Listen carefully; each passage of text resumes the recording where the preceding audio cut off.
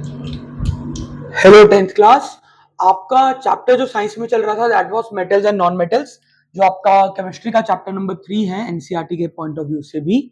उस चैप्टर के यार दो हिस्से हैं, एक मेटल्स एंड नॉन मेटल्स, दूसरा metallurgy. Metals and non metals हमारा ऑफलाइन में कवर हो चुका है, तो वाटर लॉगिंग करके मेटलर्जी वाला टॉपिक ऑनलाइन में कवर करते हैं। ठीक है यार, मेटलर्जी होती क्या है? एक ऐसी प्रोसेस जिसके अंदर मेटल्स को उनके ओर्स में से निकाला जाता है। शायद बचपन में वर्ड आपने सुना होगा, ओर। आपको क्या लगता है यार, ये जो आपके मेटल्स है, जो आपको दो चार के नाम याद भी है थोड़े बहुत हैं, ठीक है, जिंक हो गया, कैल्शियम हो गया, सोडियम हो गया, ये मेटल्स आपको डायरेक्टली थोड़ी यार कहीं ऐसे रेडीमेड मिल जाएंगे। ठीक है, ओरिजिनली जब ये अर्थ पर पाए गए 119 आपके एलिमेंट्स है, 118 119, उनमें से जो मेटल्स है वो आपको रेडीमेड थोड़ी मिल गई। वो अर्थ के अंदर ऐसे थोड़ी यार कि आपको सोडियम का पेड़ है तो उसमें से सोडियम बाहर आ रहा है। ठीक है, ऐसा तो नहीं हुआ। किसी ना किसी रूप में ये आपको मिले होंगे, उसमें से इनको निकालने की पूरी प्रोसेस को मेटलर्जी बोला जाता है। और एक बेसिक सी चीज जिसको नहीं पता इस बारे में थोड़ा सा भी, मेटल्स को उनके ओर से निकाला जाता है। ध्यान रखना, जो मेटल्स होते हैं उनको उनके ओर से निकाला जाता है। तो मेटलर्जी होती क्या है? The process of extraction of metals, the process of extraction of metals from their ores, the process of extraction of metals from their ores is known as metallurgy. अगर आसान शब्दों में बोले मेटलर्जी क्या है, ओर में से मेटल को निकालना मेटलर्जी कहलाता है। ठीक है, इतनी आसानी से नहीं निकल जाते भाई, बहुत सारे स्टेजेस होते हैं ओर की। पहले कंसेंट्रेशन करना, साफ सफाई करना, ठीक है, फिर उसकी ऑक्साइड बनाना, उसमें से मेटल बनाना, मेटल निकालना, उसके बाद भी वो इम्प्योर है थोड़ा तो उसको रिफाइन करके ठीक करना। ये सारी की सारी जो आपकी टर्म्स एंड कंडीशंस यहाँ पर रहती है वो मेटलर्जी में आती है। तो शॉर्ट में बोले मेटलर्जी क्या है? The process of extraction of metals, metals को एक्सट्रैक्ट करना, निकालना। और मेटल्स कहां से निकलते हैं? अपने ओर्स में से। इस प्रोसेस को मेटलर्जी कहा जाता है कि भाई मेटल्स जो है उनको उनके ओर्स में से बाहर निकालना। यहां पर हम इन्हीं सब चीजों के बारे में इस पूरे टॉपिक में पढ़ने वाले हैं। ठीक है, अब पहले इसको नोट करो फटाफट। आगे अगर हम बात करें यार ये ओर्स के बारे में, इसको और थोड़ा क्लियरली डिफाइन करना कि ओर्स और मिनरल्स में फर्क क्या चीज का है। But how are ores different from minerals? तो यार जरा छोटे बोर्ड पर देखना फटाफट से। अर्थ की क्रस्ट के अंदर जो सारे भी नेचुरली अकरिंग सब्सटेंसेस हैं उनको हम लोग मिनरल्स बोल देते हैं। जो भी नेचुरली अकरिंग सब्सटेंसेस इस अर्थ की क्रस्ट के अंदर प्रेजेंट है, जो किसी ह्यूमन ने नहीं बनाए, इस नेचर ने, इस पृथ्वी ने ही अर्थ के अंदर, अर्थ की क्रस्ट के अंदर, अर्थ के डीप इनसाइड प्रेजेंट है, ठीक है, वो मिनरल्स कहलाते हैं। लेकिन ऐसा जरूरी नहीं है कि हर मिनरल में से मेटल बाहर निकले। इन मिनरल्स में अलग अलग प्रकार के मटेरियल्स होते हैं। ठीक है, कोई एलिमेंट हो गया, कोई कंपाउंड हो गया, ठीक है। इवन आपका जो ये मिट्टी माटी सीमेंट कंक्रीट वाला होता है, सीमेंट तो चलो आर्टिफिशियली बनाया है, जो नेचुरल मिट्टी अर्थ की मिट्टी है वो भी एक प्रकार की मिनरल में आ रही है। अब इन मिनरल्स में से जौन से मिनरल में से मेटल्स निकल सकते हैं उनको ओर्स बोला जाता है। तो बेसिकली मिनरल तो सारा ही है ऑलमोस्ट, अर्थ के नीचे जो भी है सारा, ठीक है, जो अर्थ के अंडर फाउंड किया जा रहा है वो मिनरल है। लेकिन उनमें से वो वाला मिनरल जिससे मेटल बाहर निकलेगा वो और होता है। यहां पर देखो भाई, मिनरल्स क्या है? द नेचुरली अकरिंग मटीरियल्स जिसमें से मेटल्स और other useful compounds are found deep inside the earth, earth के अंदर से डिग करके निकाला जाता है, उन्हें मिनरल्स बोला जाता है। और ओर्स, ओरियो नहीं है ये, ओर्स है। और ओर्स क्या होते हैं? सिर्फ वो वाले मिनरल्स जिनमें से मेटल बाहर निकलेगा। The minerals from which metals can be extracted are called ores.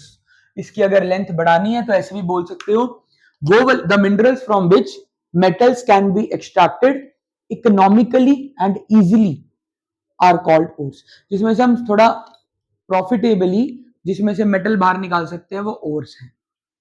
Second point समझने के लिए आपको ये समझना बहुत जरूरी है भाई, कोई भी मिनरल है, जरूरी नहीं है कि वो ओर ही हो, क्योंकि मिनरल में तो सब कुछ ही आ जाता है, लेकिन ओर वही होता है जिसमें से मेटल बाहर निकले। तो all minerals are not ores, सारे मिनरल्स ओर्स नहीं होते, क्योंकि बेटा सारे मिनरल्स में से मेटल बाहर नहीं निकल के आता ना। अब मैं बोलूं मिनरल, तो लेट इट भी आपका ये भी है, एक तरीके से एग्जांपल के लिए समझ लो, मिनरल तो मिट्टी भी है, अर्थ के अंदर फाउंड हो रही है, ठीक है, तो क्या मिट्टी में से कौन सा मेटल निकाल रहे हो भाई आप, नॉर्मल मिट्टी में से। हर मिनरल और हो ऐसा जरूरी नहीं है, लेकिन हर और मिनरल जरूर होता है, क्योंकि ध्यान से देखो, जैसे मान लो ये और है तो ये मिनरल की कैटेगरी के अंदर ही, तो ये बहुत इंपॉर्टेंट रहता है भाई, 2-3 नंबर के लिए ध्यान रखना, इसको अच्छे से नोट करो, स्क्रीनशॉट लो, बहुत इंपॉर्टेंट चीज है, एक बार दोबारा समझ लो, स्क्रीनशॉट बाद में लेना। चलो हम क्या पढ़ना स्टार्ट कर रहे हैं, मेटलर्जी। मेटलर्जी एक ऐसी प्रोसेस है जिसमें ओर में से मेटल को बाहर निकालते हैं। अब मेटल्स अर्थ में हर मेटल ऐसे फ्रीली नहीं मिलता आपको, वो अपने ओर्स के रूप में प्रेजेंट होते हैं, उसमें से मेटल को निकालना, वो सारी स्टेजेस हमारा टॉपिक रहने वाला है। तो सबसे पहले ओर और मिनरल का फर्क ही जानना बहुत जरूरी है। मिनरल वो नेचुरली अकरिंग सब्सटेंसेस है जो आपके अर्थ के अंदर प्रेजेंट होते हैं, अर्थ में पाए जाते हैं। नेचुरली अकरिंग मटेरियल्स जो जिसके अंदर से मेटल्स भी निकलते हैं और कुछ अदर सब्सटेंसेस भी निकलते हैं, जो अर्थ के डीप इनसाइड प्रेजेंट है, ये मिनरल कहलाता है। लेकिन सिर्फ वो वाला मिनरल जिसमें से मेटल बाहर आएगा, दैट इज नोन एज ओर। वो वाला मिनरल जिसमें से मेटल बाहर आएगा उसको क्या बोला जाता है, ore. The minerals from which metals can be extracted are called ores. Minerals, सारे मिनरल्स ओर हो ऐसा जरूरी नहीं है। अब मान लो आपसे पूछे कि all minerals are not ores, comment, तो हम बोलेंगे yes, the above said statement is absolutely true, because minerals बहुत सारे हैं, लेकिन हर मिनरल में से मेटल भी नहीं निकलता यार। मिनरल तो एक तरीके से देखें, अर्थ के अंदर जो भी नेचुरली अकरिंग सब्सटेंसेस प्रेजेंट है अर्थ के अंदर, वो मिनरल है, हर में से थोड़ी मेटल बाहर आ जाता है। लेकिन सिर्फ उन वाले मिनरल्स जिसमें से मेटल बाहर निकल रहा है उसको ओर कहा जाता है। तो सारे और मिनरल तो कम से कम जरूर होंगे। इसका स्क्रीनशॉट लो, नोट करना इंपॉर्टेंट बहुत है एग्जाम के लिए। भैया थोड़ा ओर्स के बारे में और बता दो, 2-4 एग्जाम्पल बता हो ताकि थोड़ा और समझ आ जाए और क्या होते हैं। तो ये कुछ इंपॉर्टेंट एग्जाम्पल्स है यार, जो एग्जामिनेशन में आपसे एमसीक्यू में भी पूछे जाते हैं और वाइवा वगैरह में भी पूछ सकते हैं, इंपॉर्टेंट बहुत है, ध्यान रखना। शुरुआत 1 की जगह 2 से करते हैं, क्योंकि आपने देखा हुआ है जो सोडियम मेटल होता है, हम सबको पता है वो Na होता है, नाइट्रियम होता है इसका लैटिन भाषा में नाम। एक्चुअल में प्राप्त कहां से होता है, NaCl से। NaCl क्या होता है, रॉक सॉल्ट। ये बेटा क्या होता है, आपने सबने देखा होगा दुकानों में, यूजुअली हमारे यहाँ इंडिया में क्या होता है, लोग अपनी दुकानों में बाहर की तरफ वो एक ऑरेंज येलोइश सा, ब्राउनिश ऑरेंज सा पत्थर टाइप रखा होता है उन्होंने, वो हमारे यहाँ इंडिया में बोलते हैं कि ये बुरी नजर से बचाने के लिए होता है, ठीक है, वो रॉक सॉल्ट होता है। उसमें से सोडियम मेटल को एक्सट्रैक्ट किया जाता है, वो रॉक सॉल्ट है, वो उसका और एक तरीके से। यहां से शुरुआत क्यों करी, क्योंकि ये आपने देखा भी हुआ है, बाकी तो क्या ही देखे होंगे आपने। दूसरा एल्यूमिनियम मेटल, एल्यूमिनियम मेटल होता है Al से डिनोट। ये नेचर में सीधा आपको एल्यूमिनियम नहीं मिलता कहीं से, उसका और होता है बॉक्साइट और, इसके नाम बड़े काम किया भाई, ध्यान रखना, Al2O3.2H2O, ये इसका फॉर्मूला होता है बॉक्साइट और का, जिसमें से एल्यूमिनियम को निकाला जाता है।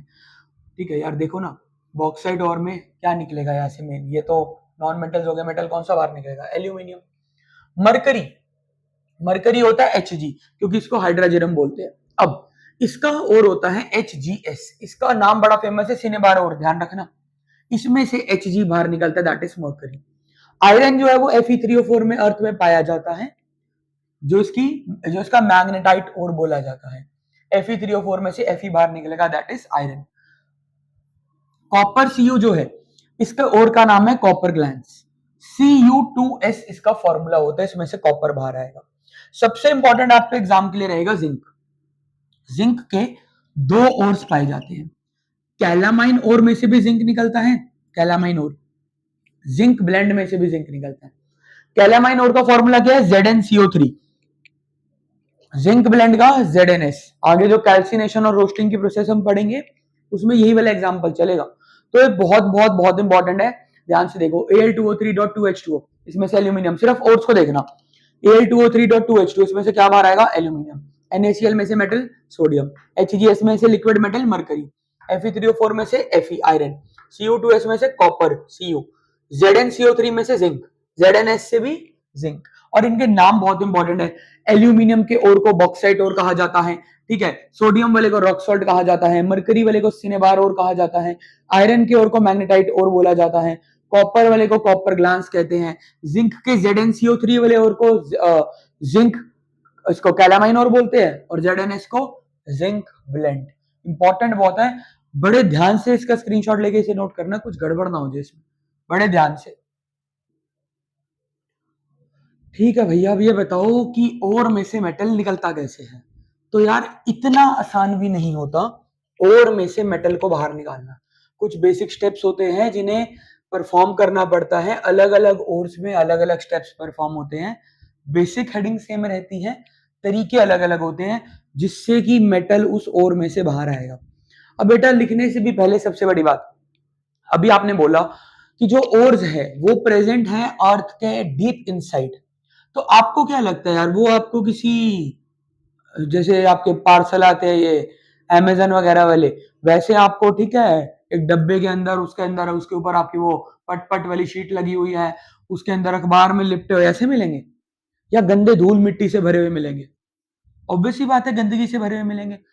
जो ओर्स होंगे उस पर बहुत ज्यादा गंदगी, और एक होती है गंदगी भाई थोड़ी बहुत ही मिट्टी, उसमें तो मतलब जमा ही गंद होगा।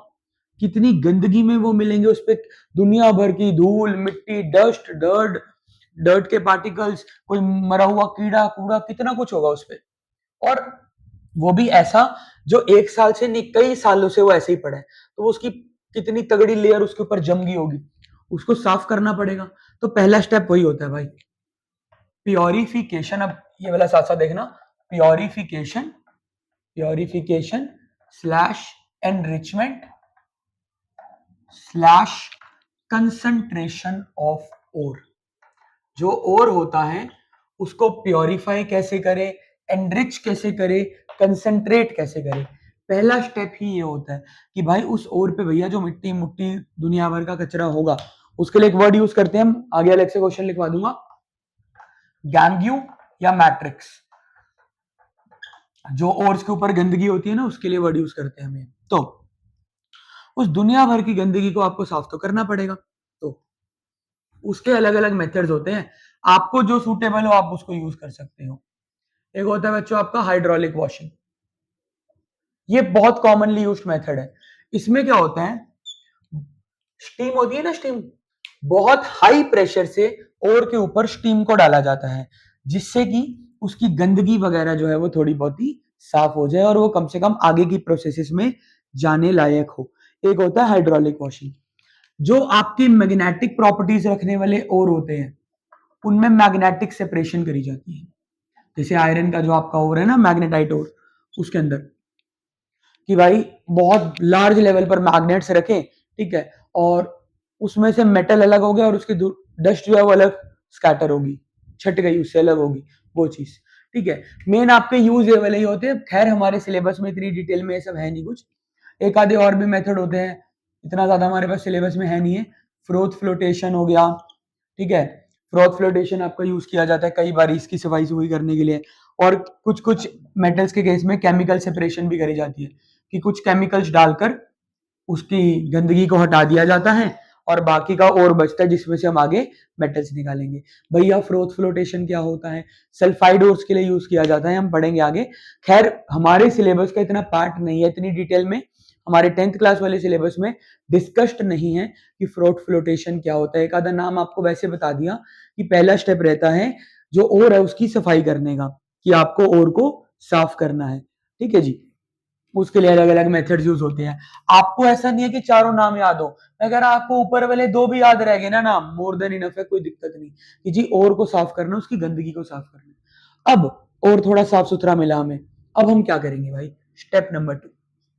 जैसे थोड़ी सी और की सफाई होगी, step number 2,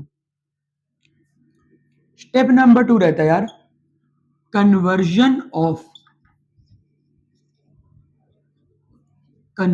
of ores into its oxide. यार ये क्यों कर रहे हैं भैया, ओर से उसकी ऑक्साइड क्यों बनाएंगे? जैसे कि फॉर एग्जांपल एक छोटे से एग्जांपल देता हूं, जिंक का ओर है ZnCO3, जिंक निकल तो इससे भी जाएगा लेकिन थोड़ा डिफिकल्ट होगा। अगर मैं इस ओर को, CO3 जो कार्बोनेट है, इसको किसी भी तरीके से ऑक्साइड में कन्वर्ट कर दूं, इससे ZnO बना दूं, तो इतना तो आप भी जानते हो भाई, इन दोनों में से जिंक को निकालना कहां से आसान है? ZnCO3 में से जिंक निकालना आसान है या ZnO में से? वो चीज कि भाई ओर्स अगर ऑक्साइड की फॉर्म में नहीं प्रेजेंट, और ध्यान रखना बेटा सबसे ज्यादा, या कार्बोनेट के और होते हैं या सल्फाइड के, या तो उसमें CO3 होगा या उसमें S होगा, जैसे था ना ZnS Cu2S। तो इनमें से ना मेटल को निकालना थोड़ा डिफिकल्ट होता है, तो पहले आप उसको उसकी ऑक्साइड में कन्वर्ट कर सकते हो। उसके लिए हमारे पास दो मेथड्स होते हैं जिसका पेपर में डिफरेंस पक्का आता है, कैल्सिनेशन एंड रोस्टिंग। जो आपके ध्यान रखने एक चीज बता रहा हूं आपको, जो ओर्स होते हैं ना यूजुअली वो दो प्रकार के होते हैं, या तो ओर होगा कार्बोनेट का या होगा सल्फाइड का। याद रखना सी से सी, कैल्सिनेशन किसकी करी जाती है? कार्बोनेट के ओर्स की। कार्बोनेट के ओर्स भैया कौन से होते हैं? जैसे ये था एग्जाम्पल, यहां पर लिख देता हूं, जैसे ZnCO3 है, CO3 जिसमें आ रहा है जो कार्बोनेट का ओर है। और भैया रोस्टिंग किसकी करते हैं? सल्फाइड वाले ओर्स की, सल्फाइड के ओर्स की, जिसमें ऐसे जैसे ZnS हो गया, Cu2S हो गया। वो मेन तो ZnS का ध्यान रखना कि भाई जिसमें S आ रहा है, सल्फर आ रहा है, वो और सल्फाइड का और होता है। तो पहले तो बेटा इसका स्क्रीनशॉट लेके फटाफट नोट करो, फिर नेक्स्ट 2 स्टेप्स करते हैं। स्टेप 1 हो गया आपका सफाई करना और की, स्टेप 2 हो गया जिसका भी और है कार्बोनेट का या सल्फाइड का, उससे उसकी ऑक्साइड बनाना, ऑक्साइड बनाना जिससे। अच्छा एक क्वेश्चन भी अलग से कि why are metal ores converted into their oxides before extraction of metal? तो सिंपल आंसर ये है भाई इसका, क्योंकि आसानी हो जाती है, because it is easier to extract the metals from their oxides instead of their carbonates और सल्फाइड्स। कार्बोनेट या सल्फाइड के कंपैरेटिवली ऑक्साइड में से मेटल को निकालना आसान होता है। अब भैया चलो मान लो जैसे आपने कहा पहले सफाई कर ली, फिर मान लेता हूं एग्जांपल के तौर पे ZnCO3 का और था, आप कह रहे हैं आपने इसको ऑक्साइड में कन्वर्ट कर दिया।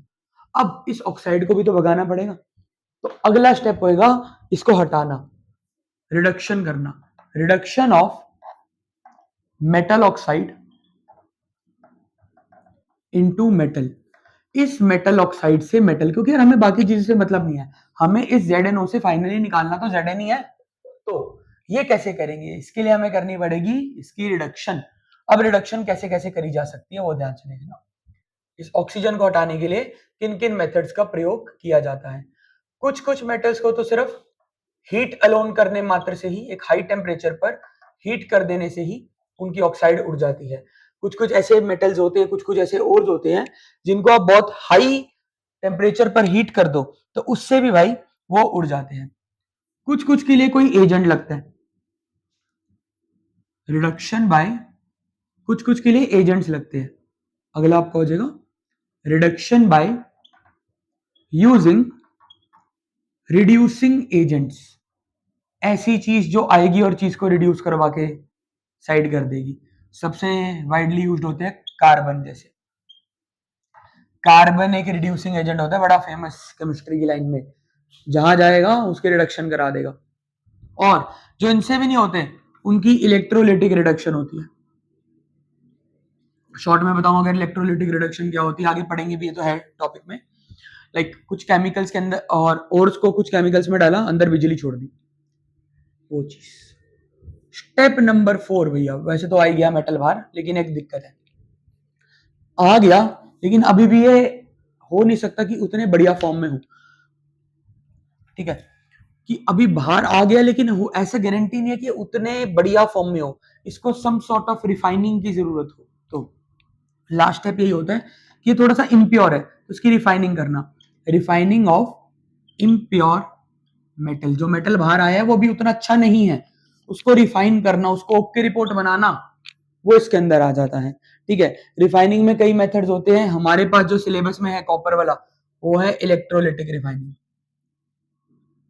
इलेक्ट्रोलिटिक रिफाइनिंग कि इम्प्योर मेटल को प्योर मेटल में कन्वर्ट करने के लिए इलेक्ट्रोलिटिक रिफाइनिंग, वही चीज इलेक्ट्रोलिटिक रिफाइनिंग क्या होगी, जो आपका मेटल बाहर निकल के आया उसके अंदर कुछ केमिकल्स डाल के अंदर करंट छोड़ दिया जाएगा और धीरे धीरे धीरे धीरे वो प्योर में कन्वर्ट होता जाएगा।